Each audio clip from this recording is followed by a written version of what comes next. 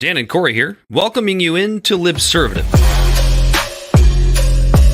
The great fundamental issue now before our people.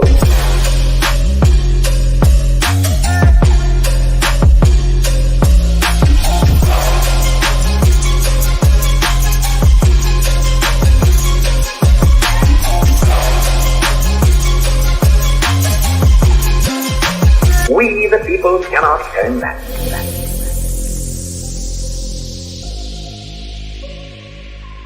All right. There it is. God damn it, I can't believe it's already the 2nd of June. That's pretty wild, isn't it? What, June 2nd, 6/2. What planet do we live on now? Because Earth. We're still on Earth, Dan. Are we still on Earth? Because it Barely. doesn't seem like we are anymore. We actually kind of have a theme for the show tonight, Corey, which is basically what does law enforcement do? I just realized we had the B screen up of the Libservative post on the top. Whoops. That's your domain. Not bad. So that's going to be the big theme for the show. We're going to talk a little bit about the Sussman case, or acquittal, I should say.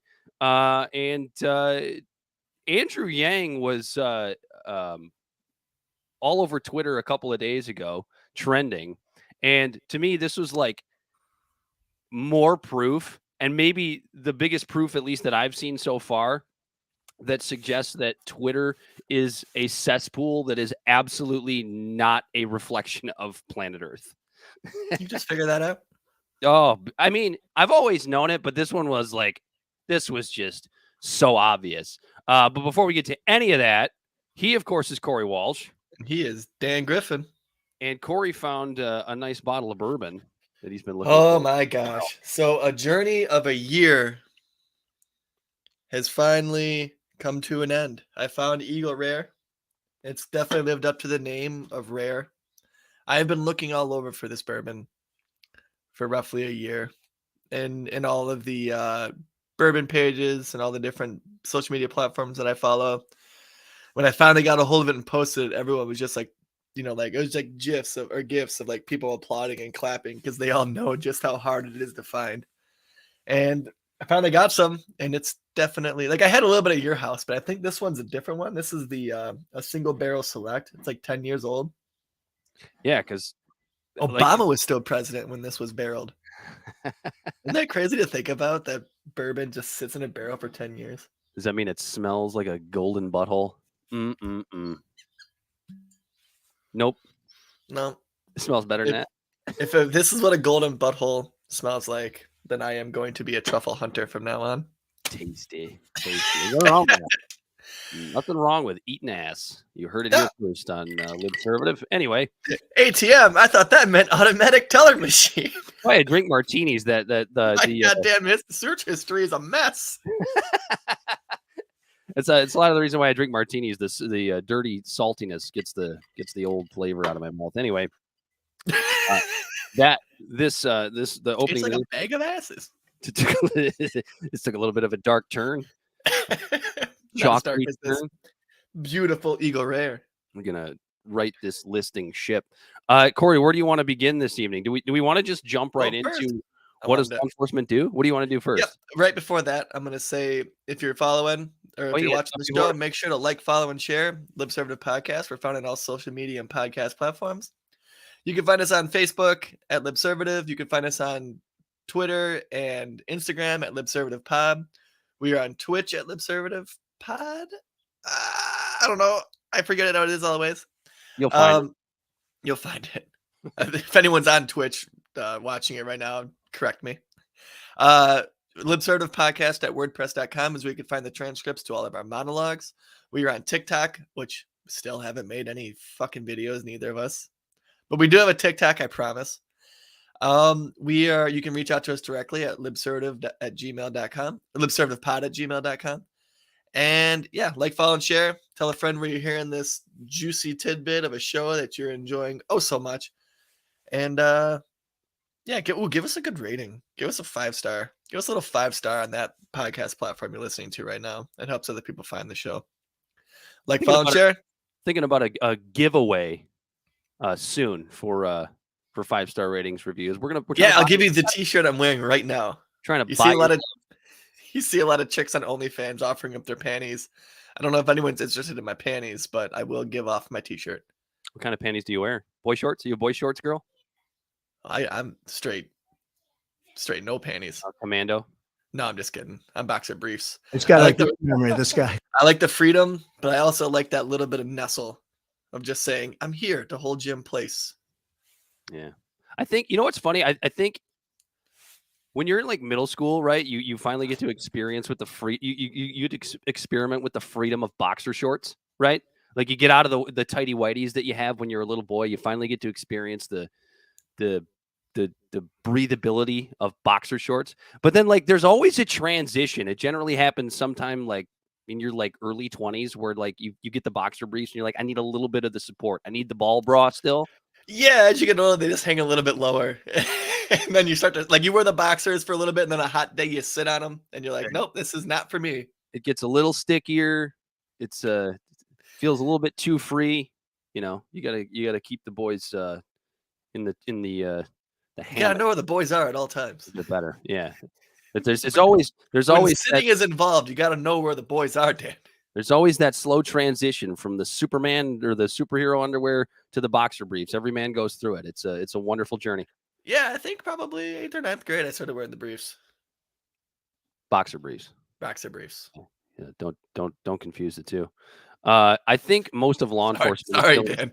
I think most of law enforcement is still in tighty whities though. I think so too. In their balls. By squeezed a diapers, little bit. pissing themselves while they sit outside of school.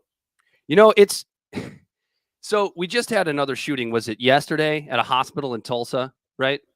I think there was another one today at a funeral.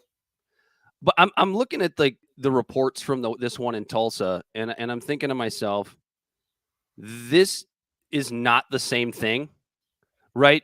It doesn't downgrade the tragedy, and obviously the people that lost loved ones in that particular shooting is it doesn't do them any service for me to say this, but I think you do have to put these things in context. Where this shooting at the hospital in Tulsa was a targeted act with a motive. Right. This was a guy who was pissed off about a botched back surgery. He went in and he killed a doctor and a couple other people in the process. Didn't they make a movie about that with Denzel Washington?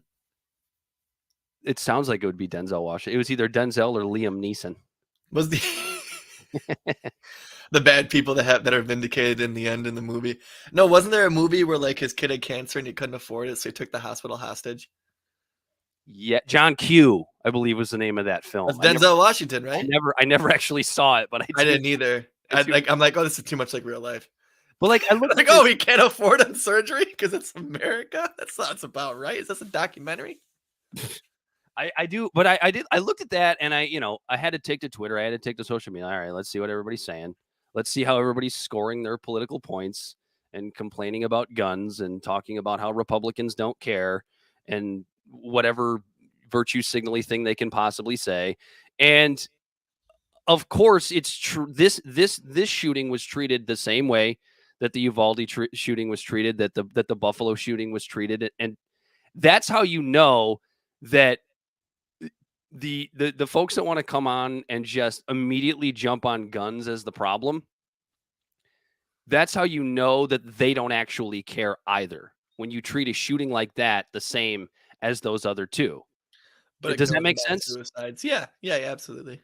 Because like that is the thing that the entire gun conversation has just become a complete non-starter for me, because it doesn't actually. First of all you're doing is you're scoring points with people that already agree with you when it comes to the gun debate. That's it. Yeah, and it's what frustrates me about the gun debate. It's just both sides. Like it's so convoluted with so many different nuanced topics. Like, when we talk about mental health, the accessibility of guns, who's held responsible when someone takes someone else's gun and does something terrible.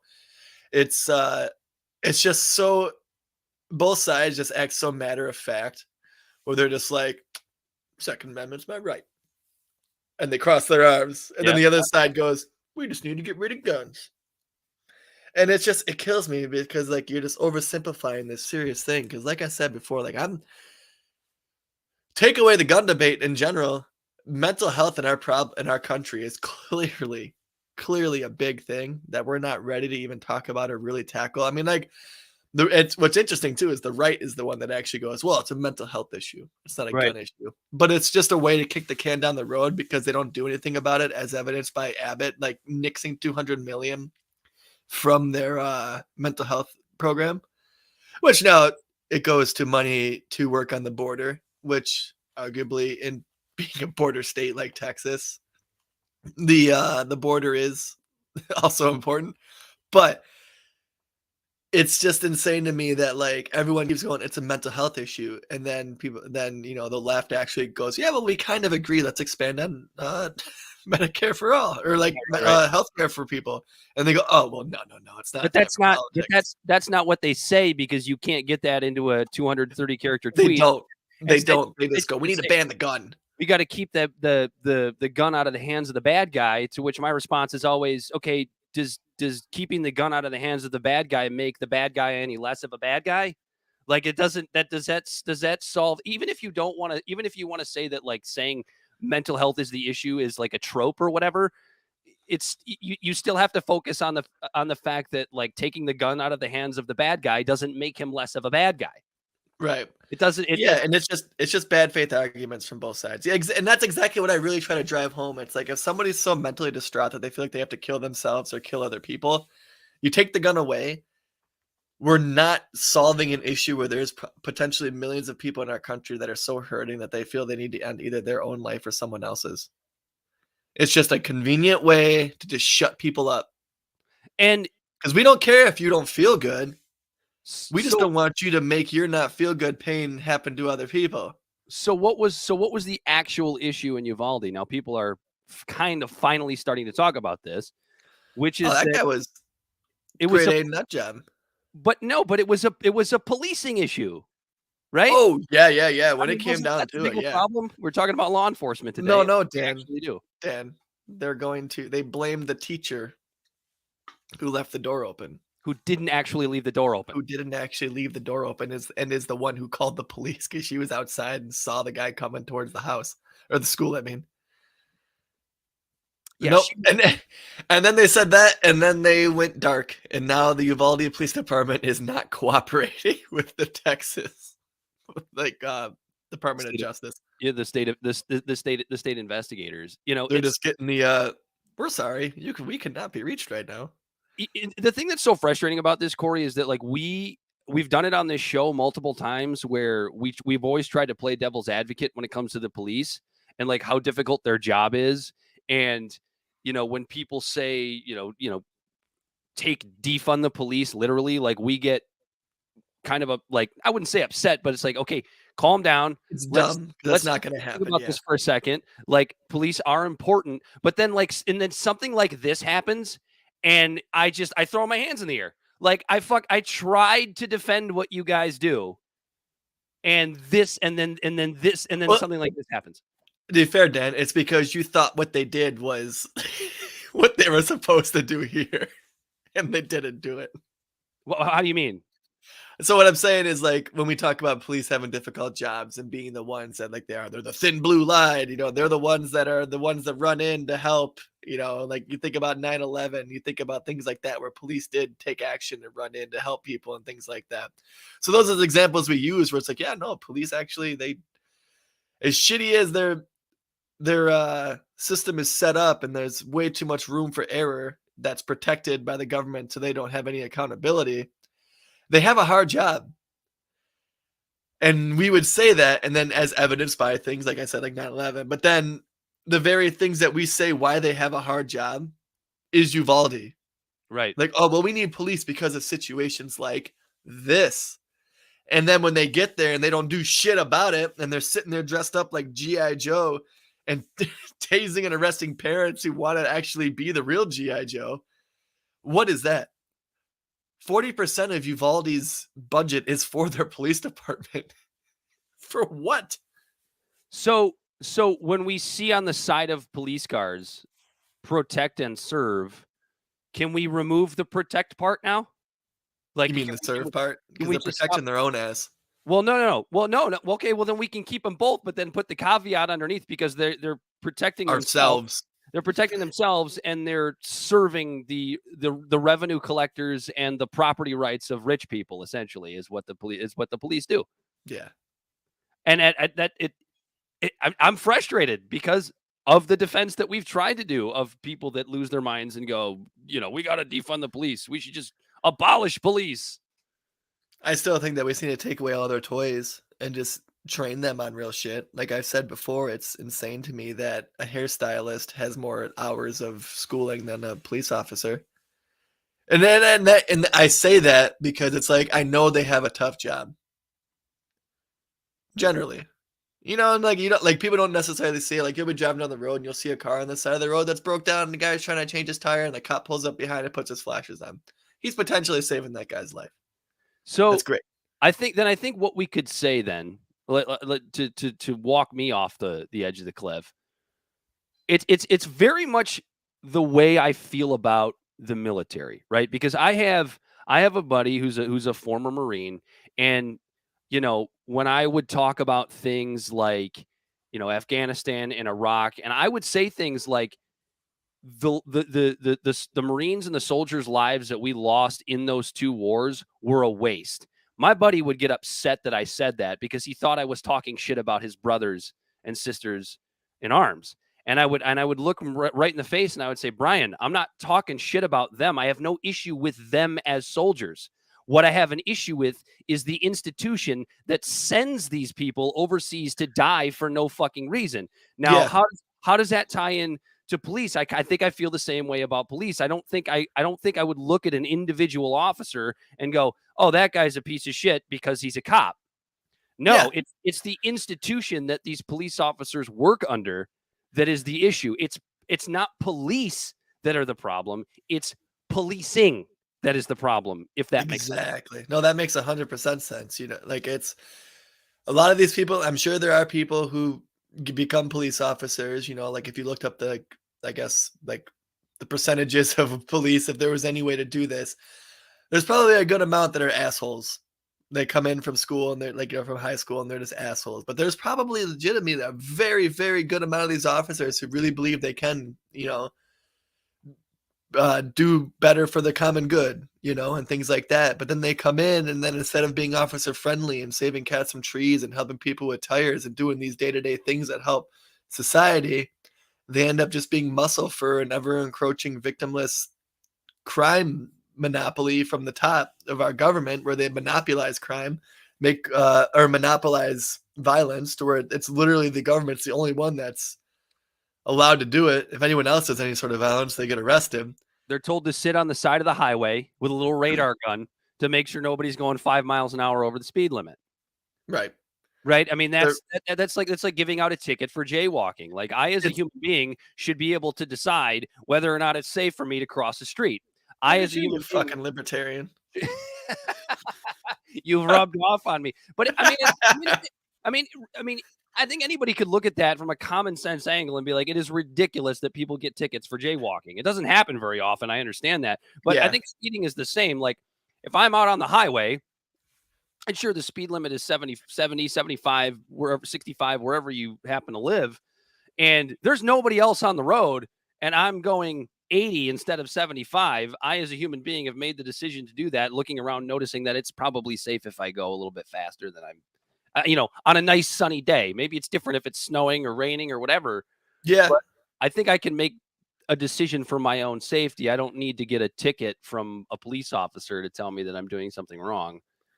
Right. And it's interesting. I was just thinking about this as you were saying that, like almost by design, interactions with police in general are typically never good. You don't just hang out with police unless they're your friends and they're off duty. But like you're either dealing with a police officer, whether you're being pulled over, you broke the law, or someone else broke the law and infringed on your rights, so you're still talking to them. It's almost never like a pleasant interaction. Have you seen in the Detroit area here, if you're an out-of-stater, we have a major highway called I-75. I think half the country knows what I-75 runs all the way to Florida, so you know this. But so just north of Detroit, they just in the northern suburbs, they just redid a lot of that highway. And I don't know if you've seen this, Corey, But in the center median, they've actually installed little cutouts in the median to where police officers can pull up and back into this little crevice here to hide their cars so that they can catch people for speeding. Like our tax dollars went into that. Do you think it's actually for that, or do you think it's for emergency vehicles to be able to turn around for accidents? And the way that they have it is so people don't think it's a turnaround? That might be what they say it's for, but I see police officers parked in there an awful lot. So I was just going to say, Yeah, that might be what it's for. But those emergency vehicles are going to have a hell of a time turning around when there's a sleeping cop in the car. Sitting there waiting for you to do 80. Someone's blocking the authorized vehicles only turnaround. Someone call the cops. And that's just it. So to the question, the theme of tonight's show of what does law enforcement actually do? That's what it seems like they do: serve and protect the revenue collection apparatus, if you will. They're the gun. They're the muscle for an arm that's pointing. Well, how does it go? Like, yeah, every law has an arm, and at the end of that arm is a gun. Or is a hand holding a gun pointed at you to make sure you do it. And that's literally what the cops are. They're there to enforce any sort of arbitrary or victimless crime that our government instills.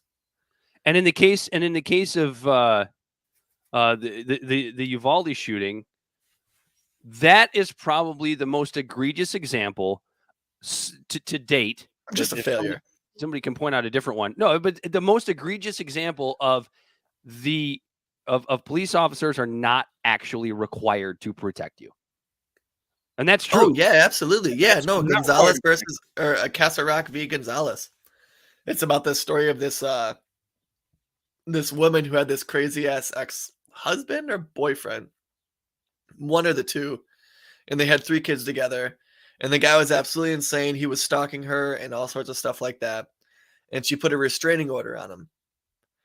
And I forget what happened exactly, but the police didn't show up when he was there, when the restraining order was in place, and he killed all the kids, and she survived. And so she tried to sue the city because they didn't follow through with enforcing the restraining order, and it went all the way up to the Supreme Court, and it was a federal case, and it's Casa Rock v. Gonzalez. And I think it was Alito's opinion that said that it was something. Here, actually, I'm going to look it up. But it was something along the lines that, like, a human life isn't property and that the government isn't obligated, or the police aren't obligated to protect it, or something like that.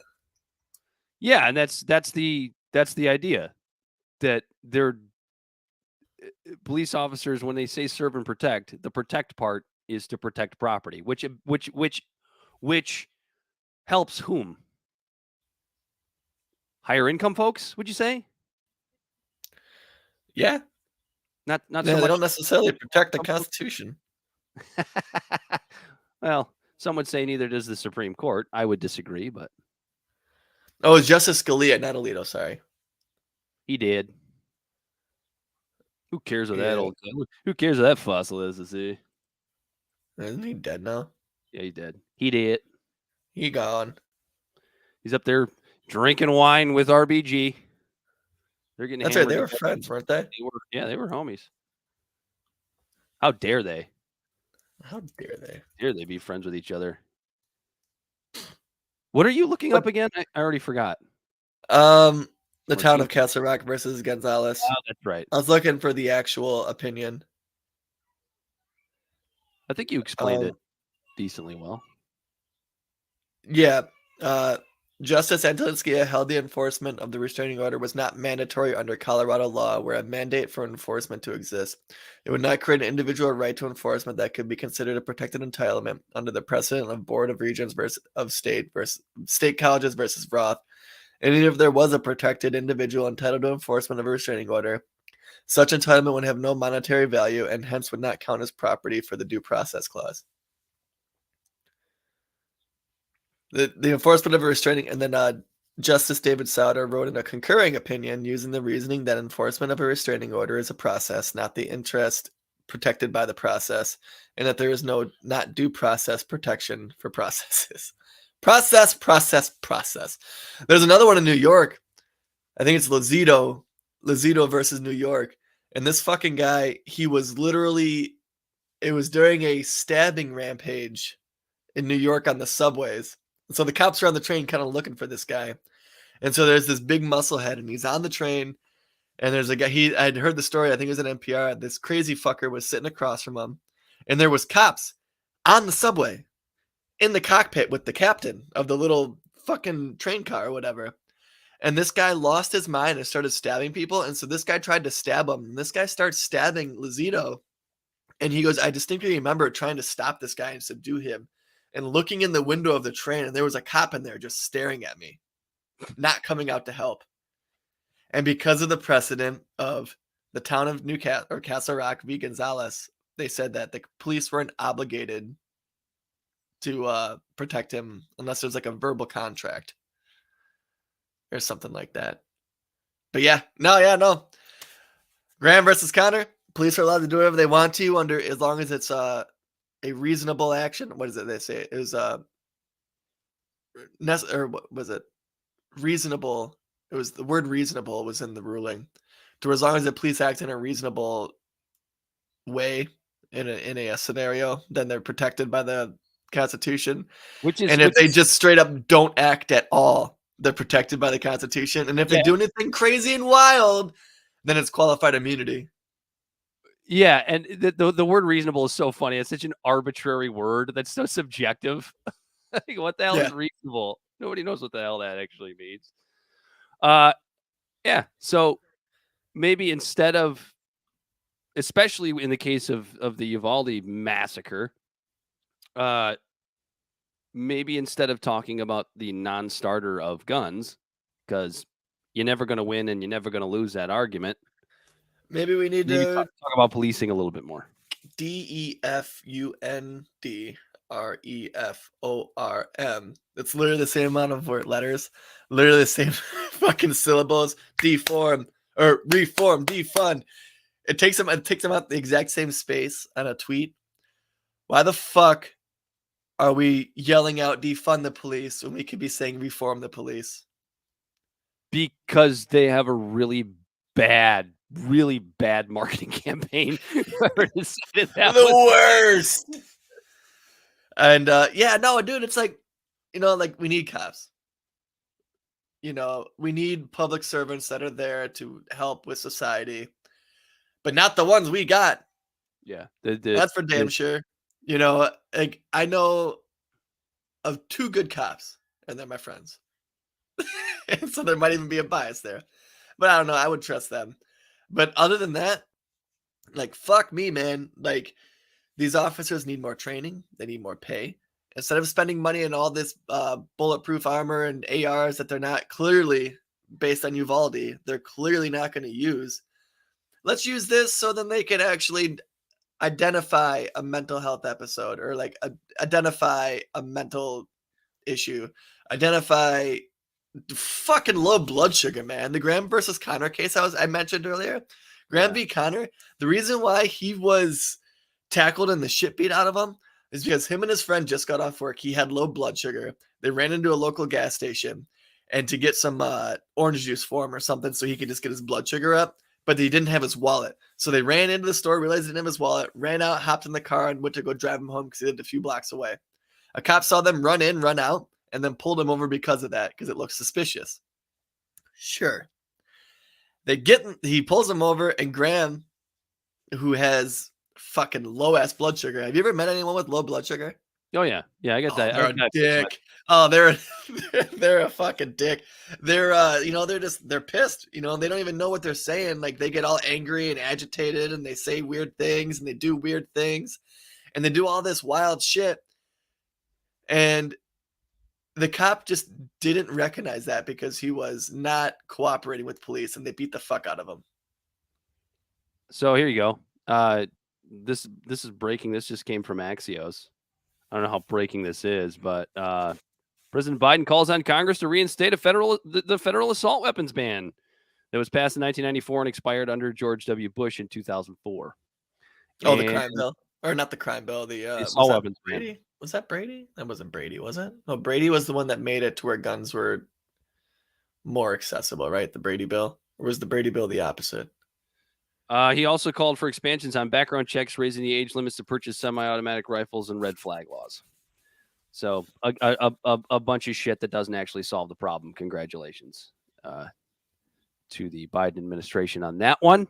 Way to virtue signal. He knows it's not going to pass, even with a majority Democratic Congress. So he sometimes he knows what he's doing when it when it benefits his approval rating with the already establishment. So good on you, President Biden. Thank you for that. Right. Yeah, no, and I hate it. I hate it. They're literally just throwing out non-starters. Like intentionally, just so they can because then nothing gets done. They can throw their hands up and say they tried when we could do incremental things. Like I said, like quick double tap just said domestic violence. Yeah, that's what I was like. You're right there with me. Quick double tap. That's literally where I was getting. Like, there's incremental steps we could take. Like, when you look at the average age of all these mass shooters, it's roughly between 16 and 18. Yeah. We already have laws in the book that have been constitutionally solidified that handguns can be purchased at 21. Let's bump up long guns for that, with the exception of maybe hunting with an adult who's over 21. Or if you're in the military, we can put in, things like that to make it to where we can put in different restrictions that aren't going to infringe on people's rights with little caveats in them, instead of that, they try to just do blanket bans. I think there's a couple of problems with the domestic violence thing. Like on paper, that sounds great, but here's a couple of issues with that. Number one is so many domestic violence charges are dropped well before they ever go to trial. Right? We see all of these women, whether or not, and it's not always women, sometimes it's men as well, but people that are victims of domestic violence not following through on these charges for whatever reason. I mean, families. Well, then they get their gun back. Sure. Just make it like that. Sure. Make it that simple. Sure. So that's one particular issue. But the other thing is, and I'd actually like to give credit to somebody we were talking about here before we started the show, Corey, Miss Catherine Menke Ward from Reason. I believe she made this point earlier this week on one of her podcasts, which was that the issue with red flag laws. I thought this was a really salient point. The issue with red flag laws is that a lot of crazy things happen within families. It's a law, depending on how it's written, right? But it's something that could be used as like a revenge tool against somebody who's wronged you, right? Yeah. I mean, I don't think you have to look any further than what we just saw with Amber Heard and Johnny Depp, right? Yeah. Further than that, so Johnny Depp for a while there should had red flag laws been in place. I'm just using this as an example. He would have been banned from owning a gun in certain instances when he did nothing wrong. So I was thinking about one of those things. It's like, it makes sense on paper. I don't disagree with the concept, but it never plays out the way it's supposed to. So, that's actually a decent argument against it too. So my argument against red flag laws, I was looking this up. So first off, restraining orders based on Castle Rock v. Gonzalez really don't mean shit. And then I was looking different things up. And so when it comes to a restraining order, first off, you have to file for the restraining order. And then the office, so then the judge comes in, and then he has 24 hours to even sign the restraining order into law. And then the restraining order is still not in effect until you find the other person and they can be served. That could take a long time. So the inefficiency of our courts, if we're trying to bungle it up with a bunch of red flag laws, there's going to be time frames where if we have somebody who's absolutely insane in the brain, insane in the membrane, they're going to have days, potentially weeks, of still having their gun. So I just feel like it's not like, and if they're that crazed where you think, oh, I need to go to the fucking court to get this guy's gun taken away, he's not just going to be sitting at home. I mean, obviously that's not necessarily true or not. This is a hypothetical situation, but the court system is slow. And if somebody is unhinged to the point where you're trying to take their gun away, that response isn't going to be fast enough. Not to mention the default, and I think this is this should be true most of the time, but no, all the time, because I'm mostly a constitutionalist. You always the default is set towards whatever the Constitution is. And I think that's important more for the First Amendment, which is another topic for another day than something like the Second Amendment. But I always like the default going back to the Constitution, especially the Bill of Rights. So when it comes to firearms and when it's okay to take somebody's gun away, the courts are always going to default back to the Constitution. And I think that's the way that it should be overall. Is that a perfect way to handle it? Probably not. But Right. I always like the default going back to the Constitution. Yeah, well, yeah, liberty is important. Yeah, no, yeah. Life, liberty, and the pursuit of happiness. Your personal liberties and my personal liberties end where I'm at. And if you're trying to shoot me, you are infringing on my liberty. And you're absolutely right, Quick. But it's I think time and time again, our government has proved to be inefficient. And I think something as broad as, just red flag laws. It just, like you said, it sounds good on paper, but I don't think it would just, in practice, I think it's just, I don't think it would work. I don't think it would solve any of the problems.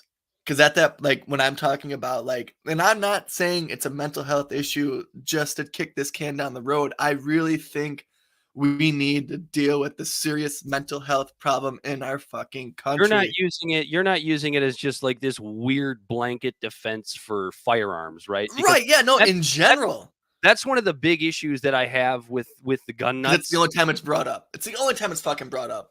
Yeah, the issue, I have two issues with the gun nuts. One is that they almost do this weird thing where it's like more about defending the gun than it is defending the right to own the gun.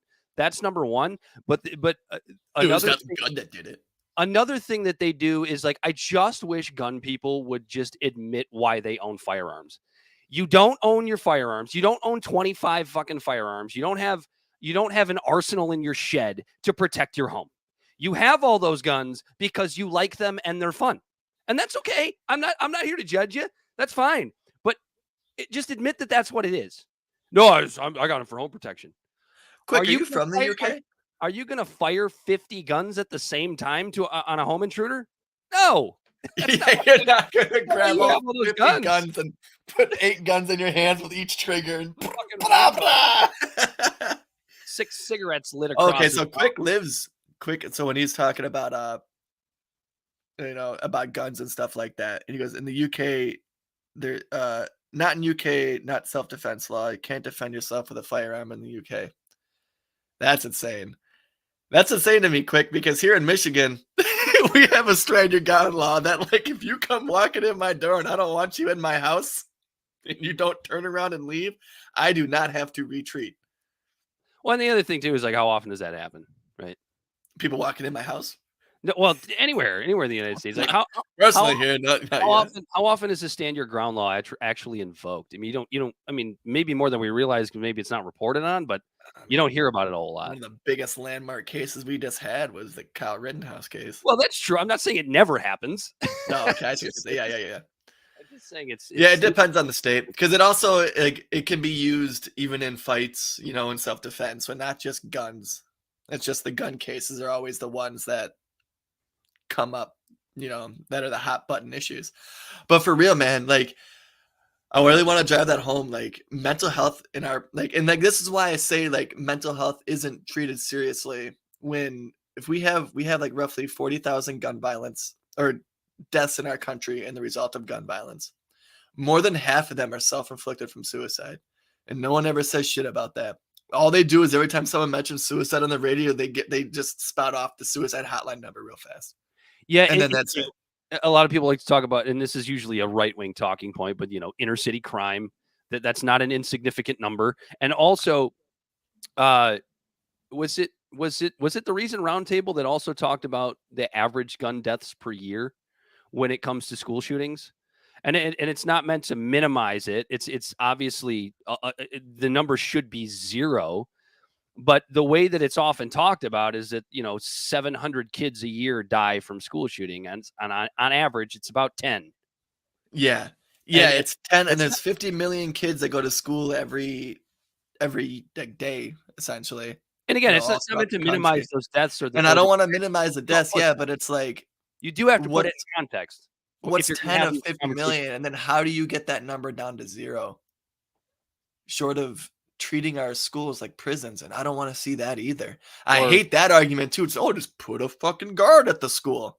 Yeah, militarizing a school, like a kindergartner should have to walk past a dude with a defensive assault rifle every morning before he goes into Mrs. Gardner's class for playtime. Right. It just I hate the idea of subjecting kids to like having that normalized for them. Yeah, It's like it Ryan just said, only if it's a celebrity you hear about suicide. Or if it's a celebrity or someone in 6 degrees of your little personal social circle. Unless you actually look up the statistics and like one is a what is it? One is a tragedy, 1,000 or 1,000,000 is a statistic.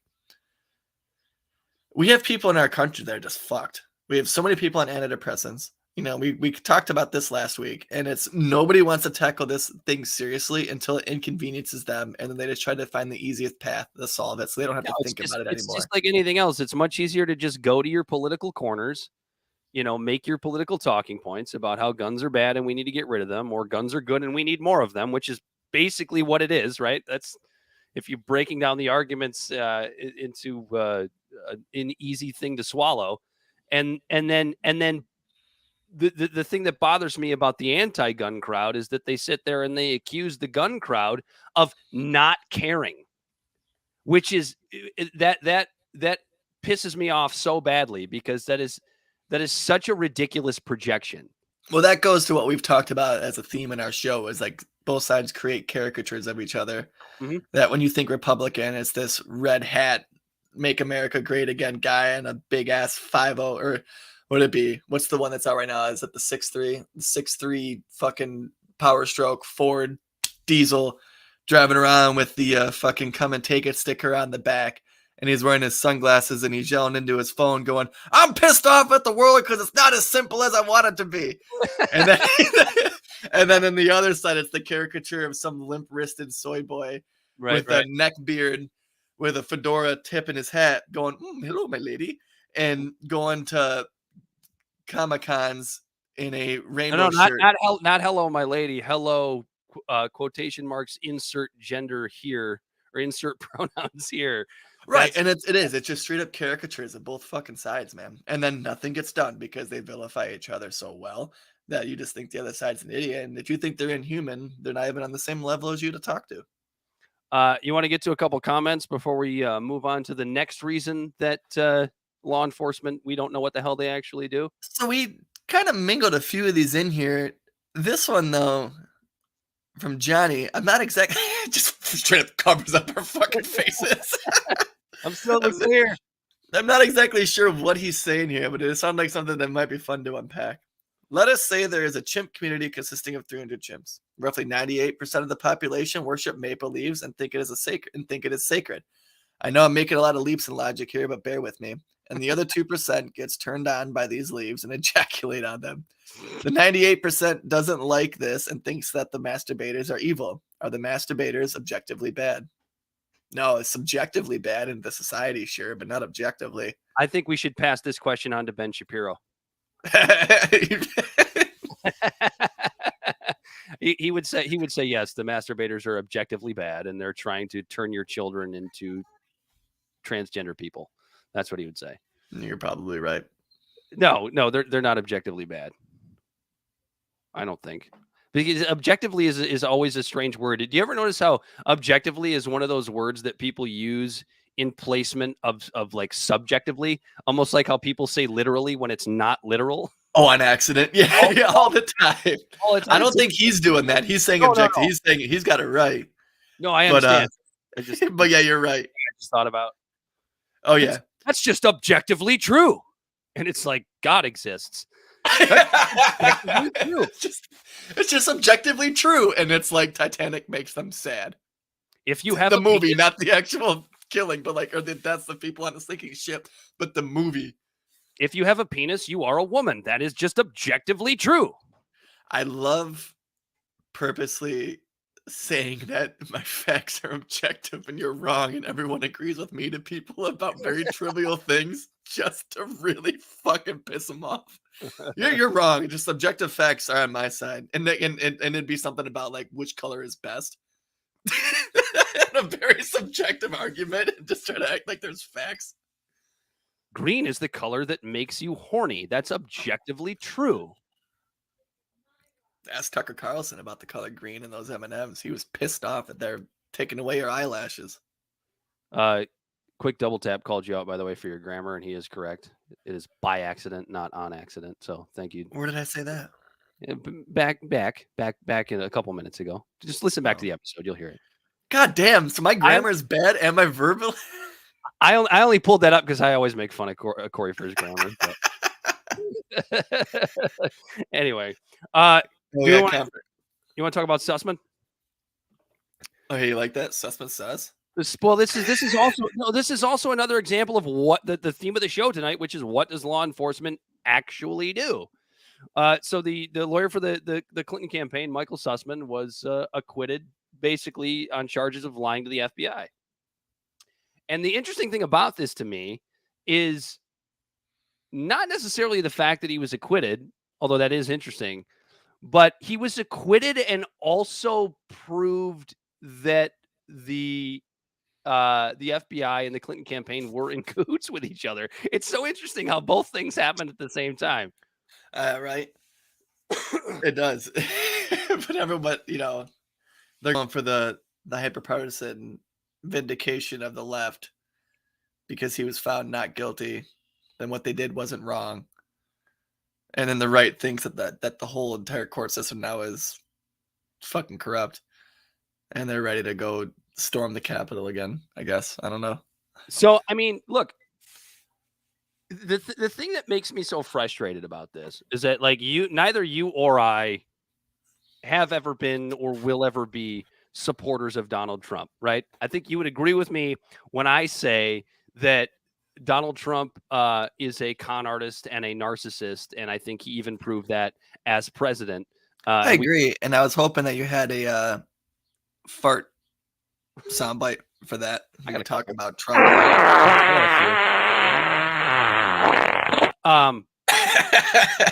That's what makes this so thing fucking childish. It's great. It's great.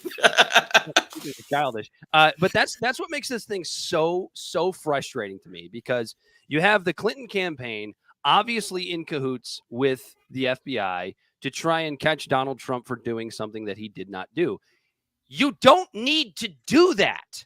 You never needed to do that to prove that Donald Trump is a narcissist and a con artist and literally didn't live up to anything that he said he was going to do in office outside of not starting any new wars. Good on you. Yeah, I actually did pretty good on that. Yeah. But it's like, re-invoking sanctions on Cuba, and other shit that was lifted beforehand, that destroying the Venezuela economy, creating a huge immigration crisis and blaming it on socialism. Right. Yeah. I mean, the list goes on and on. So why the Clinton campaign felt the need that they had to make up some fake story about him being in cahoots with Russia is so frustrating to me, because now you have lost all credibility. The Democratic establishment has lost all credibility. And now basically, if you ever do catch Trump doing something, whether it was in his first term or if he happens to get a second one, which, let's be honest, people, is not impossible, you've lost all credibility and nobody's going to fucking believe you other than the establishment that will already get on their knees and suck your dick for whatever reason you want them to do anyway. Yeah, if the Clinton campaign, instead of spending all their time trying to meddle in the other people's campaign, and actually went out and went to the flyover states and met in purple states and actually campaigned, then they might have had a shot. But it's you mean if the Democratic Party actually did what they say they are, which is to stand up for the working class, the Rust Belt. No, it's not the Rust Belt anymore, Dan. Rust Belt forever, you fucker. No, that's not me. It's your boy Biden. Come on, man. He's also You know the thing. Rust Belt. Your favorite president, Dan. Yeah, number one for me. Number one. In my book. Abe Lincoln. Who the fuck is that? Teddy Roosevelt. Oh, no, the candle. He came in and like, I'm gonna be the new FDR, and ended up being the new Carter. Worse, I would think. At least, I would say that at least Jimmy Carter, for all of his faults, I always felt like he was genuine. You know, I felt like he at least felt like he was doing the right thing. Like, I'm doing this for peanuts. That's such a dumb joke. He was terrible, but I feel like he might be the only president since, I don't know, maybe in forever that was actually like a genuine human being, which is maybe the reason he's still alive. And maybe the reason why he was such a shitty person at the job. Because he was a good human being. Anyway, look, the thing that stands out to me with Sussman is there was an exhibit. I can't remember what it is. I've actually been having trouble finding it, but I saw it earlier, probably because Google's trying to block me from it. But showing that Michael Sussman himself edited a press release for the FBI regarding a possible hack of the DCCC servers, right? So basically, it was with Trainer. Something Trainer. He was he worked for the FBI, and he actually sent Sussman the press release by the FBI. And in the original press release, it said the word that was dropped out, which is a big deal, was the word probably. Or in the original FBI, possibly. It was the FBI's original press release was going to say that there's possibly a connection between the Trump campaign and this Russian oligarch group, Alpha Bank, I think. Which was responsible for the hack of the DCCC. Which was, And then so he said it was possible that this happened. And Sussman made him take the word possible out. Yeah. And why the fuck is the lawyer of a presidential campaign, colluding with the FBI and their fucking press releases, Dan?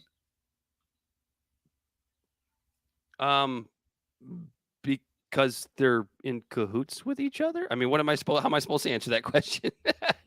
Yeah, and that is that, like, he was, and you remember, so he was found. Or I'm looking at the political.com right now. It's Sussman acquitted on charge brought by special counsel Durham. And so he was acquitted on whether or not his lie to the FBI was criminal. And they said that it wasn't. Well, and here's the interesting part. So Baker, who was Sussman's connection at the FBI, he was the person that he sent the text message to and then had the meeting with the following morning. But that text message was intentional. That was a paper trail to say that I'm not working with the Clintons. Wink, wink, nudge, nudge. Right. Know what I mean? Know what I mean? Right. Which is the lie, like the big part of the lie that he's accused of. But we'll get into this in a minute. But it in certain ways was not admissible in the case, or at the trial. But the interesting part to me is that Baker, who is Sussman's connection at the FBI, used to work under who, Corey? I'm sorry. You get to repeat that again. I was reading Quick's comment. So Baker, Sussman's connection at the FBI, used to work under who? Was it Obama? Robert Mueller. Isn't that interesting? Isn't it interesting that he used to work under Robert Mueller, which is why you had this Mueller report that was dragged out forever, found absolutely nothing, and was basically just used as a ploy to cover the asses of the Clinton campaign and the FBI. Yeah. Do you remember the Mueller report? That's all the Mueller report was. Put yourself back in 2016. How bad did you want the shoe to drop with the Mueller report? Oh, I wanted it to drop. Oh my God, I wanted Trump because I hate the guy so much. I wanted to see him behind bars, but there was nothing, dude. That's the thing is, like, I wanted the Mueller report to show us something too, and yet we're still sitting here because I think, going back to a word that we used a little bit earlier in the show, I think we like to be objective about this shit. We try to be. And realizing that the Mueller report was fucking bullshit does not somehow make me some right-wing conspiracy theorist. It's been proven. Yep. I wanted to share this one real quick. So, lying to FBI, deliberately misleading investigation. That surely is an offense. And you would think it is, but then, like, you get into it. So I don't know. I'm not going to pretend to know how the court systems work in the UK. I don't know if they have juries of your peers and things like that. I'm not exactly sure how they do a court system there.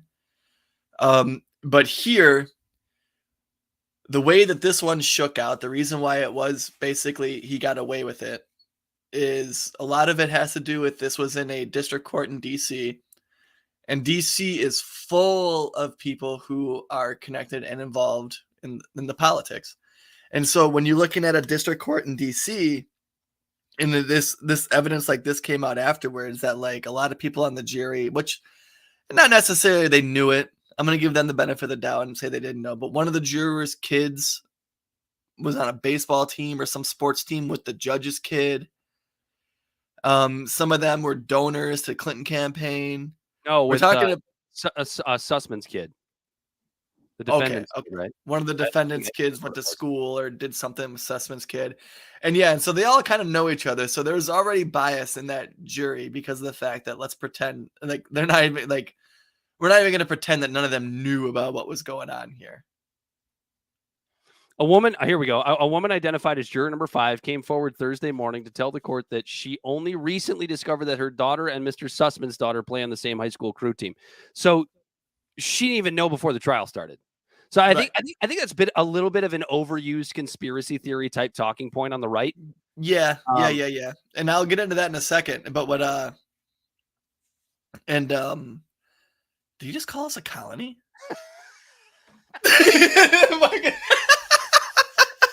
Sometimes I think that's true. He did. Yeah. Quick double tap. Called us. You're a colony. You follow a lot of the systems of law. Yeah. No, a lot of our the common law. It's the common call. Common law. And we did because we came from the UK. A lot of our law is based on the common law that came from there. But he saw my blood. What do you mean, colony, bro? We kicked your ass. We did it ourselves back in 1776. Don't tread on me, bitch. Give me freedom or give me death. Well, Corey, the other thing here is like, it is so obvious that all of the information that the FBI received was actually either directly from the Clinton campaign, or from people that work for the Clinton campaign, like CloudStrike. Yeah. No, they literally use the same playbook as the Iraq War, dude.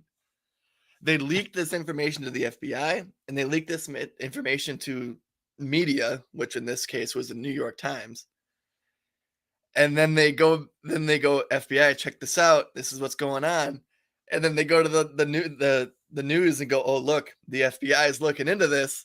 And then they go back to the FBI and go, you better get ahead of this. The New York Times is about to drop a big bomb on this story. And then they just, it's literally the same shit they did with the Iraq War. And then they go, well, the New York Times is reporting it. And then the New York Times goes, well, the FBI is looking into it. And they just keep jacking each other off back and forth. That's all this is. And so I wanted to talk a little bit about the text message in question, right? Because the night before meeting with Baker, you have this text message from Michael Sussman that says that he has disparaging information on Trump-Russia collusion, and he's not reaching out on behalf of any client or something to that effect. Basically, is what this text message said. I also love how now the conversation is about the fact that Sussman was acquitted and not the fact that the actual Steele dossier was reported as a flop. And now this is where the conversation is. Yeah, it's all focused around this text message, though, right? Even the Steele dossier part. Yeah. Okay. So. Yeah. But the text message wasn't admitted into court. Right. So I actually have a piece that was written by, it's real short, written by Andrew McCarthy, who's Fox News guy, right? So this is coming from the right, right? So I found this pretty interesting. It says the acquittal of Clinton lawyer Michael Sussman by Washington, D.C. jury comes as no surprise. In a false statements case, the government has to prove the statement in question was both false and material. Prosecutors had problems on both scores, especially the latter. On falsity, the government must establish beyond a reasonable doubt that an untrue statement was made. Here, although prosecutors had a text message, a statement directly from Sussman in which he falsely claimed he was not representing any client in purveying to the FBI derogatory information about Donald Trump. But that is not how the case was indicted, right? So he goes on to say, special counsel John Durham did not have the text message when the charge was filed in September of 2021 flush up against the statute of limitations. Consequently, in March of 2022, when he obtained a copy of the text from James Baker, Durham could not go back to the grand jury and add a new charge or substantially charge the indictment. So that meant that the jury could not rely on the text message itself to find the false statement. Instead, it had to find what was charged in the indictment, namely that Sussman had made the false statement at the meeting with Baker the day after the text message. So as obvious as it is, the one piece of evidence that is the actual obvious lie was not admitted. So the prosecution had a really, really hard time proving beyond a reasonable doubt. Yep. And you know what? A lot of people and we were talking about the jury and stuff like that. And we forgot to mention, which is an important part because we talked about this in the Kyle Rittenhouse case. Under law, you get a set of number of strikes you can have against the jury to remove a juror if you think that they might be showing bias. It's up to the defense and the prosecutors to decide what they think of their jury. And if the prosecutors were settled with this jury and then that jury chose that decision, then the prosecutors did a blunder. Just like the defense did a blunder in the Kyle Rittenhouse case. Subjectively. That's a subjective statement, not an objective statement. Well, that brings us to the point about whoever loses these high profile cases now, it's just, we'll just blame the jury now. You know, the Rittenhouse case, the jury was racist. The jury was racist. Yeah, but that's fine. Blame the jury. That's the defense and the prosecutor's fault for fucking up and not venting the jury well enough. Yeah, lawyers you pay for, exactly. And then real quick, this guy asked, how much do us muscle men lift? Wow, I haven't been called a muscle man ever. I know, me neither, T-Con. I'm a skinny little twink. I don't know what you're looking at. What are you talking about? Look at this over here. I'm over here deadlifting 850 pounds. I'd love to see that. Can't beat a man in a deadlift, but throw me in with some women, I might get a shot. Be a world champion. That's not true. That one guy actually did, or was it a female to male or male to female that did it? I think it was female to male who got her ass kicked in the deadlift, right? I don't remember. I don't know what you're talking about. I remember no one really made a stink about it because they didn't win. Like, what's her face did with the women's swimming. Oh, the Yale swimmer. Yeah, I can't remember her name because it's a story. That story was like 7 days ago, dude. Nobody remembers anything. It's like fucking 7 months ago at this point. Well, you know, everyone already forgot about it. In a week, nobody's gonna remember the Uvalde shooting, just like nobody remembers Flint water's still poisonous. You know how it goes. That's how we roll here. PFAS. It's on to the next. We're already an hour in, Dan. What does the FBI actually do? Not shit. Stage government fucking kidnapping or stage kidnappings of governors. As well as hear about and interview mass shooters and let them go. So then go do a mass shooting. Cuck to the establishment, which is what the whole Sussman tie-in was to tonight's show theme. That's a good tie-in. Do you want to let's get to the good news here? We haven't been doing this as much. We tried to. Yeah, so we can try to bring you a good story every episode. Just to. You want to save Biden's bombs, yanking Yang's chain, and Gary Peters being trashed for next week? I would like to talk about Yang, but let's do the good news. We'll do your monologue, and then we'll talk a little bit about Yang. Okay, you like that alliteration? Yeah. Solar panels are doing good things for farmers. Wonderfully wooled sheep saving the scenery. This was your thing. I thought it was interesting. I was a little confused by it, but you're the one who found this story. Yeah, it was an interesting story. We tried to bring up something positive here. And so right now I'm on PV Magazine or PV-magazine-usa.com. And this is actually out in Australia.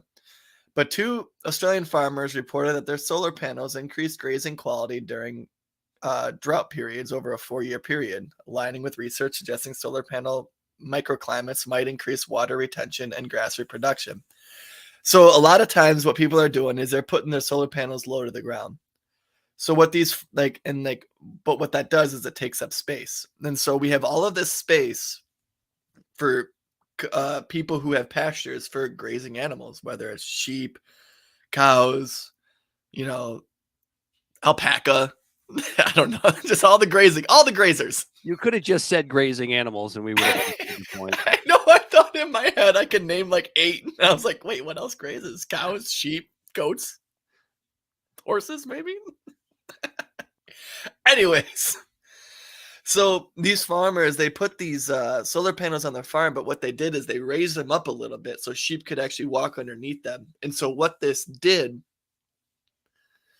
was, now that there's all this space that's being utilized for natural energy, renewable energy, and these things, because they're literally just these giant sheets that just collect sun, condensation builds on them, and as it heats up, the condensation falls off, and they also create shade.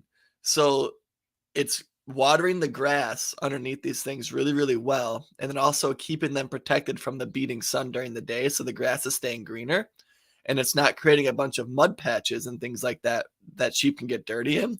So the sheep are eating greener, safer grass, and they don't have to worry about maintaining the grass under the solar panels because the sheep are keeping it down. And their wool is a lot cleaner because they're in grass and not dirt. And it's also keeping the area better irrigated, so the land underneath is staying more watered. And so Ostini, one of the farmers, said it is actually quite astonishing. Some of the sheep look fantastic. They're growing exponentially, and the wool cuts are in the top 5% in the district. One of the farmers said that it's actually creating more wool, and then because then they don't have to like cut wool out and get rid of it because of birds and things like that from like dried land and arid land, because the grass is staying greener. And the other one is saying that the quality of the wool, so there's a little bit more wool and it's better quality, and it's actually saving the environment and giving us renewable energy. So it almost makes you wonder when you apply it, because we hear all the time about how much farmers are struggling to keep their crops up. Obviously, with certain government regulation, FDA regulation, USDA regulation, and whatnot, farmers in the United States are getting fucked financially, not making nearly the amount of money they should for what they do, which is, feed us. But it almost makes you wonder, with climate change and more drought conditions, like what something like this could do for our crops. Like what happens if it would be a fun experiment to see like what would happen if you put these solar panels on these farms and raise them up just over a corn crop or a soy crop or any other crop, because it sounds like not only was it improving the quality of the wool, but it was improving the quality of the grazing grass that these sheep are eating. And what do plants crave? Electrolytes. From the documentary Idiocracy, I learned that. And it looks like this could be. What'd you say? What plants crave? Yeah, electrolytes. And maybe there is something onto this. We can double down on the land, use it more efficiently, give us some energy, and properly maintain agriculture. It's no nuclear power, Corey, but I like where your head's at. I do like nuclear power. I'm an advocate for that too. You want to get to your monologue?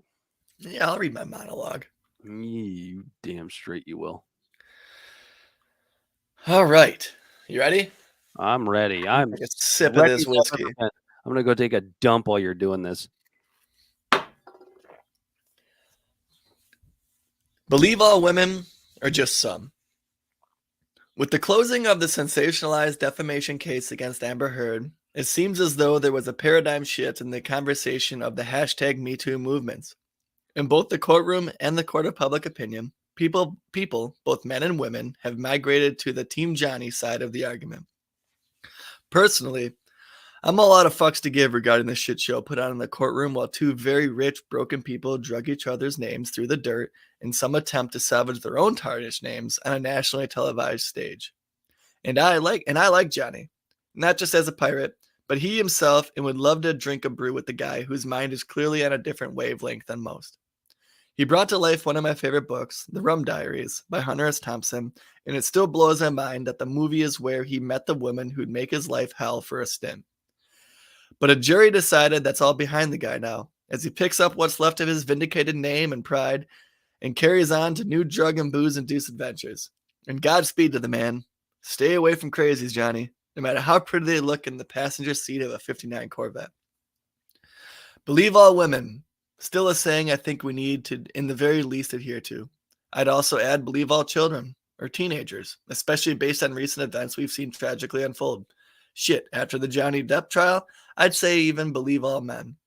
Voices who aren't heard lash out against themselves or even others they love or don't know, sometimes in tragically violent episodes that end in the loss of life. I just wish these sayings that get retweeted to the point of cliched cringe were taken seriously by our elected officials and nonprofit organizations, even when it isn't politically beneficial. Believe all women unless you're Andrew Cuomo and the president of the LGBTQ Human Rights Campaign helps you respond to sexual assault allegations. He did end up getting fired, but believe all women?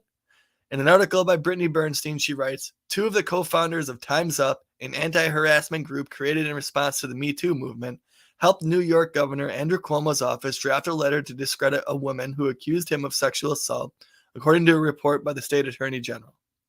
Believe all women? In 1993, according to congressional records, Tara Reid's mother called into Larry King's show asking, "Yes, hello. I'm wondering what a staffer would do besides go to the press in Washington. My daughter has just left there after working for a prominent senator and could not get through with her problems at all, and the only thing she could have done was go to the press, and she chose not to out of respect for him." Tara Reid, of course, was ignored. No big televised trial for her like there was for Brett Kavanaugh's confirmation that centered on nothing but beer and sexual assault. Just shoved under the rug was a sexual assault allegation against our current president. We saw firsthand what happens when the tables are turned for someone who isn't cozy with feminist movements or the liberal media and have to look no further than the precious doofus in chief. The smallest allegations were thrown against the wall to see what would stick, but at least the poor women got their voices heard over and over again. Now we're on to another allegation regarding Elon Musk, a masseuse, a not-so-happy ending, and a horse. Following the trend of believe all women based on what's politically beneficial, this one is looking to dominate the airwaves. Now, as a skeptic, I find it awfully convenient that this accusation came out the day after Musk said he was voting Republican. Honestly, a dumb temper tantrum equivalent to a toddler hitting his head on the ground because he hurt his finger, but I digress. Even still, if I think it's a crock of shit, I want this woman's voice to be heard. I want to see the receipts. What I don't want to see is a movement continually discredited by the very party who claims to advocate for it. To be very, very clear, I still believe all women and want all the facts made available and clear for everyone. 1 in 6 women are sexually assaulted in their lifetimes. In 2019, over 400,000 women were sexually assaulted. These things sadly happen in our society, and calling out the perverts is a step in the right direction. The problem is the cancer on our culture is seen through a political lens just like everything else. Worthy and unworthy victims caught in a cesspool of hyperpartisanship whose word is based on ideology. Let's not just hear what women have to say, but listen. Even if what we find isn't what we want to hear and have to throw out our Coogee sweaters when we find out the lovable Dr. Cosby was drugging and raping women.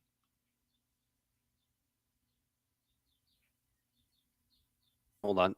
There we go. I was muted. Jeez. So, yeah, the big thing that I took out of that was credibility is being destroyed by false accusations. I won't even put it that way. I'll just say bullshit because it could apply. Trumped up accusations. Not even that. Based on political, just bullshit overall to push a political narrative, right? And it's not even just about sexual assault, right? It's let's go back to the Hillary Clinton, to the Clinton campaign, right? You wanted so badly to make Trump look bad, that you made shit up when you didn't need to, because Trump did a really good job of making himself look bad. Right. Right. When you fast forward to, the Elon Musk accusation, I mean, it's really convenient that the guy, hopefully at least, still buys Twitter, and is seen as like this right-wing talking piece. And all of a sudden, he's accused of sexual assault. Now, like you said, I want to see the receipts. If this happened, then yeah, fuck you, Elon Musk. But as a skeptic, it's really, really convenient when things like sexual assault are used as a ploy to make somebody look bad. But if they check all the right boxes, like a Joe Biden, then we don't need to believe those women. Because Exactly. Joe Biden got rid of Donald Trump. He checked all the right boxes. So where was that trial? There's no way he was a sexual. Like, granted, a president doesn't get a confirmation hearing, but where was that dog and pony show? How many Democrats do you even think know the name Tara Reade? We might get it after Joe Biden's dead. That's when we'll get it. That's when the truth will come out. Or was it more of a, yeah, we already know. I mean, look at all the pictures. He sniffs hair, but he doesn't have mean tweets, so we don't give a fuck. Yeah. He doesn't have mean tweets. We switched sides, Dan. You notice that? Did we? Oh yeah, we did. Yeah, when I brought myself back into the broadcast. But yeah, it's like it's frustrating because, as you said, believe all women should be a thing. Like, if a woman comes forward and says, "Hey, so and so sexually assaulted me," we should believe them, and I believe them, and I want to believe them.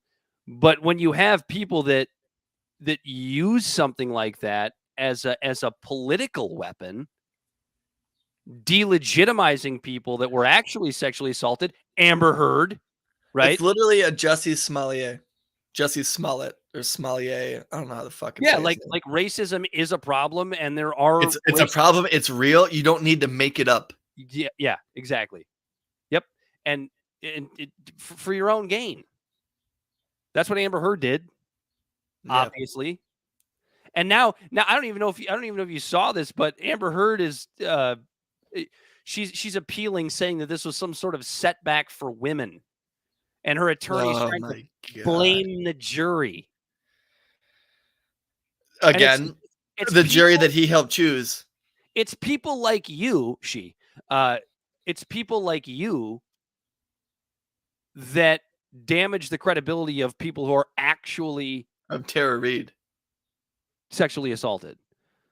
Well, that's the thing, is like, Tara Reade, like, do we know that Joe Biden was guilty of what she claims? We don't, but no, we didn't get there. I would love for a big enough deal to have been made about it to actually find out. I don't know if you heard the part that I was saying, how I just find it awfully convenient that Tara Reade's mom in 1993 actually called Larry King on his show and said, "What should my daughter do?"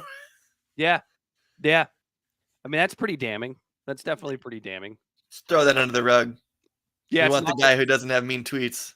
It's not like this was just showed up at 2020. And a lot of it, I do give him benefit of the doubt. The pictures fucking look terrible, but I picture him as being like this guy that's like, "Oh, this kid, I love him. I love kids." Not in a weird, like, "I love kids." But it doesn't look good. And I'll give him the benefit of the doubt. I don't think he's diddling kids, but it sure as shit sounds like he was definitely trying to diddle some fucking AIDS, trying to pull the fucking. It was right on the same time Clinton was there doing it, so he's probably like, "Well, Clinton's doing it, I'm gonna do it." Diddle some AIDS. I feel like there's a better way you could have said that. He's trying to diddle some AIDS. He's an aid diddler. Yeah, dude, I just wanted to touch on this real quick. Andrew Yang was trending on Twitter earlier this week, and I've always, well, not always, but for at least the last couple of years, I've always said that Twitter is a fantasy, is a dystopian fantasy world where there just is no reality on Twitter, especially when it comes to political discourse. I just want to say, hey, Bright Eyes, real quick. He's here again. Yeah, He's Bright here, Nice is Bright always Eyes. here. Yeah, we love him. I'm trying to find the tweet. Oh, here we go. Two-party system. God damn it! Now I got to go back through. God damn it! No, Andrew Yang tweeted something to the effect of, this is not a direct quote. You can go find it on Andrew Yang's Twitter feed. But Andrew Yang tweeted something to the effect of, if Joe Biden and Donald Trump are our two choices for president, how many Americans would ask for a better choice or something like that? Or what are my other choices? That was his tweet. And all you see is when you looked at this hashtag, all you saw was establishment cucks accusing Andrew Yang of, trying to split up the Democratic vote to help right-wing candidates, to help the Republicans, when literally all this man did was asked a question that all of us should fucking be asking, which is, when are we going to demand better? You could have said this in 2016 for sure. You maybe could have said this in 2012. You certainly could have said it in 2020. When are we going to stop defending the smaller bowl of shit? Because so many of these tweets in response to Andrew Yang's statement was, oh, it's no question, I'll take the guy who's not a racist, or I'll take the guy, the fact that you would even have to ask yourself who you would choose over Trump or Biden, it just shows what kind of character you have, you bigot, that kind of shit. And that's not even the question that he asked. The question that he asked was, how many people are going to ask for a better choice? I cannot understand how anybody can look at Donald Trump or Joe Biden and go, man, that guy's a great president. I mean, just objectively, how can you possibly look at either of these two men and go, they're going to fix inflation. They're going to fix the race issue. They're going to fix police brutality. They're going to fix our education system.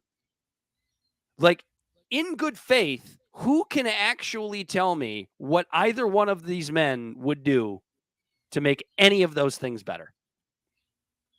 But Joe Biden is the quote unquote smaller bowl of shit. So keep feeding me that shit. Right. Or Donald Trump is the smaller bowl of shit. I'll eat that one. I'm just I told you personally when I realized that it was all just a crock of shit in 2016 when I voted third party for the Libertarians. No, I'm sorry, Green Party. I thought the Libertarians would actually be able to get on the ballot better. I tried to do this little weird strategic vote. When I voted third party in 2016, the Democrats blamed me for not voting for Clinton, and now we have Trump. And in 2020, I still decided to vote third party and tell them both to fuck off. And then the Trumpers blame me for voting third party. Aubrey's comment is perfect.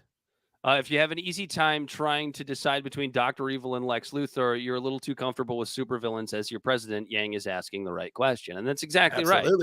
That's exactly right. Shout out to Aubrey. Yeah, you can make an argument, whether you're a Trump supporter or a Biden supporter. You can make a coherent argument that would suggest why one of these men is better than the other. But it's asking the question: would you rather be punched in the nose or kicked in the balls? Right. Yeah. So the exact quote is: if a given choice between Trump and Biden, most of us would immediately ask, "Who are my other choices?" And the way that's responded to is, oh my God, you're a cuck for the Republicans. You're trying to split the Democratic vote, as you just said with your libertarian vote. You just wasted your vote. Like the amount of people on Twitter, in the cesspool of Twitter, that are just comfortable with this duopoly, it makes me sad. But then I have to keep reminding myself, Twitter does not represent the real world. Not at all. We just talked about it last week. Was it 49% of Biden's followers are bots and 42% of Trump's followers are bots? Yeah, and that's exactly right. And how many of those responses to Andrew Yang's tweet were bots. Who knows? But real people read those things, and it affects them. But then you and I talked in our show prep meeting on Tuesday, Corey, about Andrew Yang in particular. And you and I like to talk to people about politics and talk to people about, different types of ideas and, libertarianism and Yang's new forward movement. And then obviously the establishment stuff too. And I have never, ever, ever had a conversation with a real human being that has a visceral hatred for Andrew Yang. I've talked to plenty of people that disagree with him. I've talked to plenty of people that don't think universal basic income would work, but I have never, ever had anybody say to me, I fucking hate Andrew Yang. I think he's a genuine person. Yeah, he's just a genuine person, it seems like, for actually being super rich and wealthy. And it's just, he doesn't give you the option to disagree with, like, to hate him. It's just disagree with my policies. That's fine. He's one of the first people to say that. He goes, you don't like my policy? That's great. Let's talk about it. And that's all Twitter is. It's just a cesspool of ad hominems, man. It's always just attack the speaker. If only we had another platform. Call it something like Truth or something, right? Double tap says change the electoral college. I don't think the electoral college is the issue. And here's the reason why. Because we live in a republic, and a direct democracy is basically, to me, like two wolves and a sheep deciding what's for dinner. I think the minority does need a voice. I think the bigger issue is the duopoly. I think the bigger issue is we need more choices. We need more choices. I think ranked choice voting is something that would work very well, which is something that Yang promotes. But yeah, being in a republic, I don't shit on the electoral college like a lot of people do. It's really funny how people shit on the electoral college when it's not working in their favor, but when it is working in their favor, they love it. You ever notice that, Corey? Yeah. No, the electoral college, it forces presidential campaigns into the flyover states like North Dakota and Alaska and the random states that, like, that you probably haven't even heard, especially if you don't live in America. Basically, you haven't even heard anyone talk about in months. Basically, the electoral college prevents New York City, LA County, Chicago, and Houston from deciding who the president is. Yeah. It stops. It mitigates it. It spreads it out a little bit. Yeah. So that, like, you could go to campaign just in California and get, what is it? 36 or 49. I think Florida's 49. I forget how many electoral votes California is. I think Michigan's like 18 or 27 or 30. It's somewhere in the nines. But you could literally, if it was just based on popular vote, you could just go to 4 different places, and then the rest of the whole country just doesn't really have a say because they can all vote, because, like, LA County alone is 16 million people, and that's like the equivalent of like 6 states in their population. Well, but if you divvy it up to the electoral colleges, that someone can hop around in all of those 6 states, and if they get all of them, it negates one state's. Right. And that's the other thing too, is like the one person, one vote argument is like the electoral college only applies to the presidential candidate. Yeah, only in the presidential election. Every other election is a direct democracy, one person, one vote. Mm-hmm. It really is. It's only the president of the United States. And it's still one person, one vote, essentially. It's just when the votes are tallied up in that state, whatever side got the most votes, they get the electoral college votes. Yeah, it makes sense. It forces presidents to kind of go to more states, because the other opposite of that is if we get rid of that, and then it is just New York and California and Houston and Chicago deciding all the votes. People that live there have no fucking idea what it's like to live in Nebraska and try to just take care of thousands and thousands of acres of corn. And they're not even going to have any reason to even listen to that person that has all that corn, because the vote isn't there. Corn's not voting for them. The small people are not represented, at least in a national election, and that's just it. I think gerrymandering is a bigger issue. I think there are definitely bigger. People like to point to the electoral college because it's really easy when you lose to point to the electoral college. Because a lot of times what it is because Democrats are so shitty at campaigning that they always have the lock-in of the popular vote. Because they go to all the cities, but then they lose the electoral college. That's But when they win the Electoral College, it's fine. And nobody talks about it. You didn't hear any Electoral College talk when Biden won. Trust me. It's a lot like authoritarianism, right? Like authoritarianism is great when it's your side that's the authoritarian, right? It's when you like that authority figure. But what happens when the other side gets involved? Yeah, people were all stoked when Trump was putting in authoritarian issues, but now when Biden does it, they're freaking out, and it's like, well, your guy kind of set a precedence for a couple of these things, so let's have some restraint. Yeah, 100%. Corey, did you have anything else? No, other than I guess next week we're going to talk about Gary Peters, one of our senators here from Michigan, and now he's actually one of the people that's basically blocking the Stock Act, which means it's going to stop American politicians from trading stocks. It's a Democrat, by the way. For those who don't know, Gary Peters is a Democrat from Michigan. Yep. And then Biden and his long-range missiles and bombs that he's talking about sending over.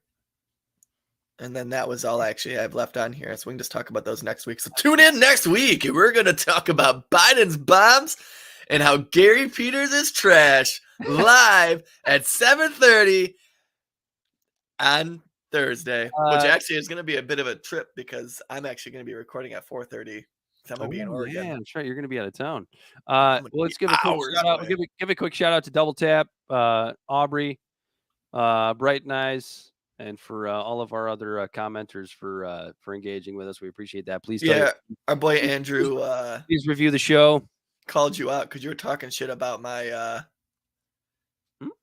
You were talking shit about my grammar, and then Andrew goes, and you make fun of him for his lack of sports knowledge.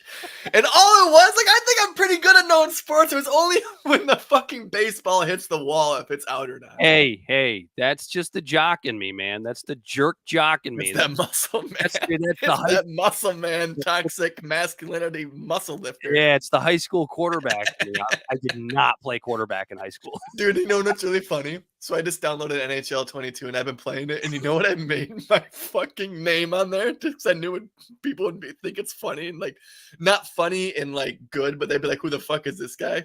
I made it class of 1994 champs.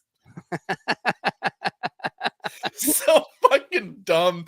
But you know, people are looking at that and go, well, this guy's an idiot living in the past. This guy's trying to relive his 6 years old in 1994. I don't know. I just got a real good chat out of that. Yeah, thanks for joining the show quick.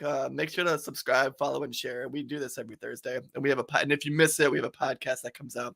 And let me do that real quick. Thanks for coming and hanging out and enjoying the show. Make sure to like, follow, share, and subscribe. We're found on all your social media and podcast platforms. You can find us on Facebook at Libservative. You can find us on Twitch or on Twitter, Twitch, and Instagram at LibservativePod. Actually, we might be on Twitch at Libservative. I just need to have a piece of paper here with all this shit written down. You can hit us up on our email, libservativepod@gmail.com. You can find our transcripts to our monologues at libservativepodcast.wordpress.com. Aubrey, you're going to go in there and probably see all my grammar errors and fucking have an aneurysm. You can reach us directly at Libservative. We're on TikTok at Libservative Podcast. What I have, Twitter at Libservative Pod. I think I hit all the marks, right? If I remove this banner, they're down at the bottom and I can just go off the list. And that's typically what I do. Check marks. Yeah. WordPress, libservativepodcast.wordpress.com. Twitch, Libservative Pod. YouTube, Libservative Pod. Search Libservative, you'll find it. Yeah, we're all over the place. You'll find us. Anyway, until then, Dan, I didn't make an outro. That's okay. You didn't send me the MP3 for the other song. We'll let it go. We'll let it go out quietly on the live show, but we'll fix it for the podcast. He's been Corey Walsh. And he has been Dan Griffin. And until next time, we're out of here.